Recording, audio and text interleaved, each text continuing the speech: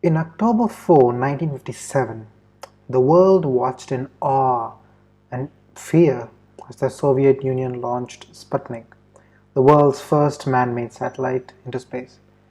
That little meatball, smaller than 2 feet in diameter, launched a space race between the US and the USSR that would last for 18 years and would change the world as we know it. Sputnik was actually not the first piece of human technology to enter space. The superlative goes to the V-2 rocket used by Germany in missile attacks against Allied cities as a last-ditch effort in the final years of World War II. It wasn't very effective, but at the end of the war, both the US and the USSR had captured the technology and the scientists that had developed it and began using them for their own projects. And by August 1957, the Soviets successfully tested the first intercontinental ballistic missile, the R-7, the same rocket that would be used to launch Sputnik 2 months later. So the scary thing about Sputnik was not the orbiting ball itself, but the fact that the same technology could be used to launch a nuclear warhead at any city. So not wanting to fall too far behind, President Eisenhower ordered the Navy to speed up its own project and launch a satellite as soon as possible. So on December 6, 1957, excited people across the nation tuned in to watch the live broadcast as the Vanguard TV3 satellite took off and crashed to the ground 2 seconds later. The Vanguard failure was a huge embarrassment for the US.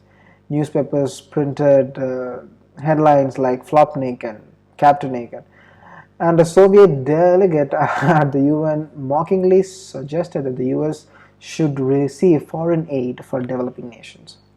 Fortunately, the Army had been working on their own parallel project, the Explorer, which was successfully launched in January 1958, but the US had barely managed to catch up before they were surpassed again as Yuri Gagarin became the first man in space in April 1961.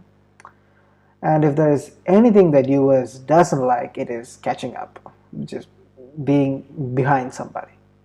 Almost a year passed and several more Soviet astronauts completed their mission before Project Mercury succeeded in making John Glenn the first American in orbit in February 1962. By this time, President Kennedy had realized that simply catching up to each Soviet advance a few months later wasn't going to cut it. The US had to do something first. And in May 61, a month after the Gagarin's flight, he announced the goal of putting a man on the moon by the end of 1960s.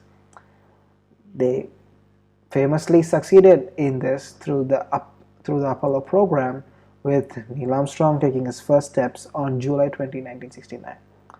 With both countries next turning their attention to orbital space stations, there is no telling how much longer the space race could have gone on.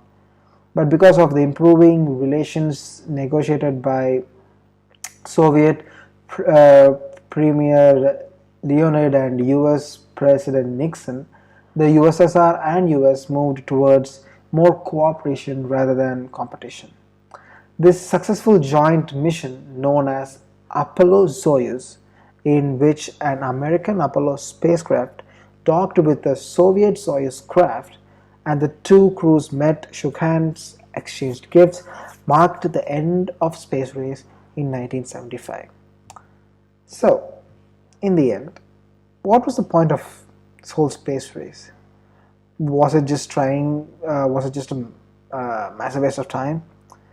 Two major superpowers trying to outdo each other by pursuing symbolic projects that were both dangerous and expensive, using resources that maybe could have been better spent elsewhere.